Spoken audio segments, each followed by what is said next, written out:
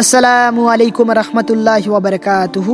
বিশ্বনবীর মেরাজ পর্ব 1-এ সবাইকে জানাচ্ছি আমন্ত্রণ এবং শুভেচ্ছা। সংক্ষিপ্ত আকারে তুলে ধরার চেষ্টা করব। রাসূলুল্লাহ সাল্লাল্লাহু আলাইহি সাল্লাম যখন মক্কায় অবস্থানরত ছিল, তখন রাতে দেখেন তার ঘরের ছাদ খুলে গিয়েছে।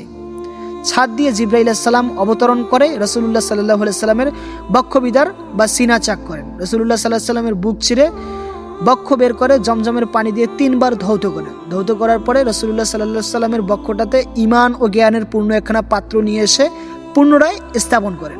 স্থাপন করার পরে রাসূলুল্লাহ সাল্লাল্লাহু আলাইহি সাল্লামকে ঊর্ধ্ব আকাশে নিয়ে যাওয়ার জন্য যাত্রা শুরু করেন। তো ঊর্ধ্ব আকাশে যাবে যে বহনটাতে চড়ে, সে বহনটার নাম ছিল বোরাক। রাসূলুল্লাহ সাল্লাল্লাহু আলাইহি সাল্লাম বলেন, বোরাকের আকার আকৃতি ছিল যেরকম গাধার চেয়ে ছোট, খচ্চরের চেয়ে বড়। আর বোরাকের যে কানগুলো ছিল অত্যন্ত সুন্দর এবং পাতলা।